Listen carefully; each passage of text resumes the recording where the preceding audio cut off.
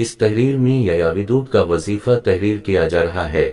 یہ اللہ تعالیٰ کے صفاتی ناموں میں سے ایک نام ہے۔ اللہ کی ذات نے انسان کو دنیا میں پیدا فرمانے کے بعد اس کی آسانی کے لیے بے شمار چیزیں مرتب کی ہیں۔ ان چیزوں میں سے ایک چیز اللہ نے اپنا ذکر عنایت کیا ہے۔ جو شخص اللہ کی ذات کا ذکر کرتا ہے اور مولا کی ذات سے ڈر کر رہتا ہے، وہ کبھی بھی کمزور نہیں پڑتا اور اس کی زندگی میں بہت سارے مسائل خود بخود حل ہو جایا کرتے ہیں۔ یہ اللہ تبارک و تعالی کا صفاتی نام ہے اور اس وظیفہ کو کرنے کا ایک خاص طریقہ ہے، وہ بھی نیچے درج کیا جائے گا۔ لیکن اس سے پہلے یہ بتاتے چلیں کہ یا ودود کا مطلب کیا ہے۔ یا ودود کا مطلب بہت زیادہ پیار کرنے والا، محبت کرنے، شفقت کرنے والا ہے۔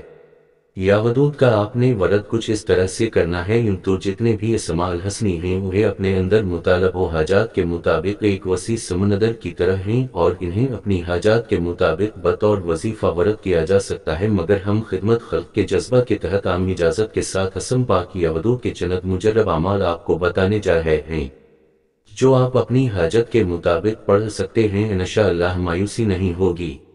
سب سے پہلا عمل، یا ودود میاں بیوی کی محبت کے لیے بطور خاص ایک سرقہ کا درجہ رکھتا ہے۔ اگر میاں بیوی میں ناچاکی رہتی ہے یا دونوں میں سے کوئی ایک عدم محبت اور بے توجہی کا شکار رہتا ہو تو بیوی شوہر کے لیے یا شوہر بیوی کے لیے جسے بھی ضرورت ہو بعد نماز فجر 1000 مرتبہ یا ودود اور اول-آخر 100 مرتبہ درود پاک کے ساتھ یا ودود پڑھ کر کسی بھی میٹھی پر دم کرے اور 11 دن تک بلا ناقہ دوسرے کو کھلائے۔ انشاءاللہ زندگی بھر ایسی محبت قائم ہوگی کہ ایک دوسرے کے بغیر رہ نہ سکیں گے۔ اور نمبر 2، اگر کسی کے دوست احباب یا کوئی رشتہ دار ناراض ہو گیا ہو اور بولنا چالنا حتیٰ کہ گھر آنا جانا بھی چھوڑ گیا ہو تو فجر یا عشاء کی نماز کے بعد ذہن میں اس کا تصور جما کر پہلے 11 بار کوئی سا بھی درود پاک پڑھ لے جائے، پھر 200 بار یا ودود پڑھنے کے بعد آخر میں پھر 11 بار درود پاک پڑھ کر اس طرح تصور میں اس کے چہرے پر دم کر دیں۔ وصول مقصد کے لیے روزانہ بلا ناقہ جاری رکھیں۔ انشاءاللہ بہت جلد ناراضگی دور ہو جائے گی اور انشاءاللہ وہ بندہ خدا آپ سے رابطہ کرے گا۔ یہ عمل دفتر یا کسی بھی آرگنائزیشن میں کام کرنے والے بھی اپنی کولیگز اور باس کے لیے کر سکتے ہیں۔ اگر ان کا رویہ ان کے ساتھ نامناسب ہو، یہاں یہ خیال رہے کہ یہ اللہ پاک کا قسم ہے، اس لیے ناجائز یا حرام رشتے کے لیے ہرگز یہ والا وظیفہ نہ کرے۔